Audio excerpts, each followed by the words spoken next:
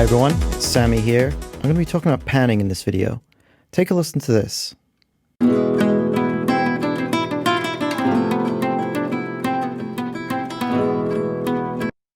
Now in particular, if you're wearing headphones, does that sound weird to you? Because to me, rather than it sounding like it's far off in the left, it just sounds like there's something in my ear. It's very strange and uncomfortable. So let's bring up a stereo imaging plugin here from iZotope. I'm not actually going to use it to do anything to the signal. I'm just going to be looking at the scope here, or the meter. And let's take a look at what happens as we pan. But first, take note of the stereo spread of the signal here. This is a mono signal. It's straight up the middle. And this is the natural stereo spread of our audio. But keep an eye on how wide this is and take a look at what happens as we pan.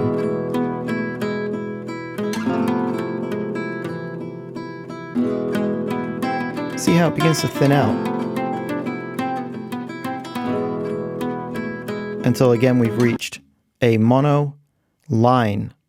And this, by the way, is the correlation meter down here. So of course what's happening here is all of the energy is being sent to one channel only, and in the end we're left with absolutely nothing on the other side. So this just doesn't sound natural. And one of the things we can do is to introduce a reverb. Now, I'm only going to use the early reflections here. So I want to stress, so this isn't the complete solution, but it does help a little bit. If we take away the diffuse part and just bring up the reverb here, I'm going to show you what this sounds like. I'm going to fade it up, take a look at our meter here.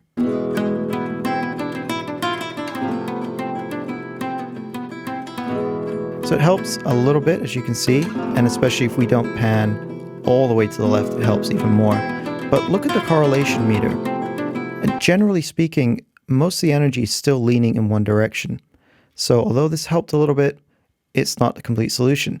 Now, an actual solution to this is very, very simple. What we're going to do is we're going to grab this utility, we're going to duplicate it, bring it over here, we'll set the balance to neutral, and we're just going to mono the bass. I'm going to bring this up until the correlation meter is more in the center again. So what happens when we do this is we're going to mono just the frequencies below this right here. So if we take a listen, we can actually hear what we're doing. Now, at what point this is going to sound natural to you is really going to depend on the audio material itself. So you just want to tweak this until it sounds about right. And now what happens when we pan, we're still able to shift the energy, but a great deal of the sort of fundamental is staying locked in the center.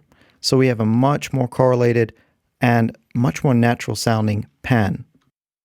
Now what's cool about this is we can even disable this reverb and still get a very natural sounding result.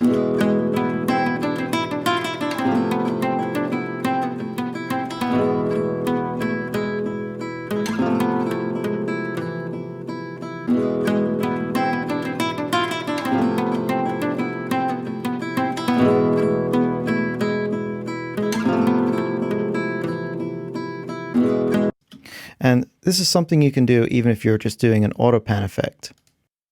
So let's bring in auto pan here.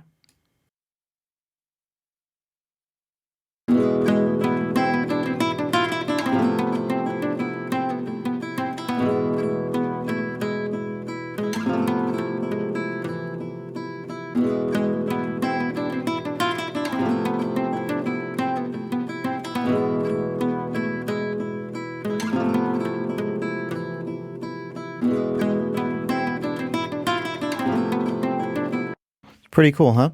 Let's take a look at another sample now, because this one's actually already in stereo. So let's take a look at a mono sample. I think this is mono. Let's go up to 120. It sounds like that anyway, even at normal tempo. It's pretty lo-fi. But yeah, what do you do if you have a mono sample? Well, you can introduce some reverb. Doesn't hurt too much, but it also introduces a stereo spread in the lower frequencies, which is not ideal. But again, with the bass mono part of utility, which again is just taking the frequencies below this point and just setting them to mono. We get a much more natural result. Let's take a listen.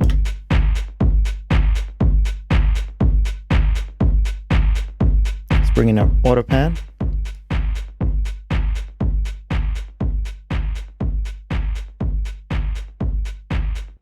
And actually just use a static pan here.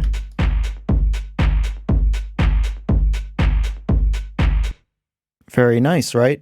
And we can even then go on to introduce our own stereo width here. And we still have fantastic correlation. And yeah, so that's pretty cool. Now this works a real treat on vocals too, because as you know, vocals typically are also going to be very, very mono when they're dry. So let's take a look at that. My love is like the fairest melody, one that is and we'll introduce this bass mono again. My love is like the fairest melody. And then with some early reflections. My love is like the fairest melody, one. That's beautiful. And what's really nice is you actually still get great results doing this with reverb, like normal reverb added to this. Actually enhances the sort of solid center and the clarity. My love is like the fairest melody, one that is played so sweetly in tune. My love is like the fairest melody, one that is played so sweetly in tune. My love is like the fairest melody, one that is played so sweetly in tune. So to save ourselves from having to set this up on every channel every time we want to do this, with these 3 plugins, or even just these 2, we can just shift-click all 3 of them, right-click, and group, or do Apple G or Control G. And what we can do then is actually just assign some macros. So this is going to be very straightforward. We're going to go balance here. We'll do bass mono here. And then for good measure, we can do our reverb as well. And I just need to bring the dry wet amount up here as well. So now we have a very nicely correlated sound no matter what we're doing with the panning. Don't forget as well to play around with density and scale.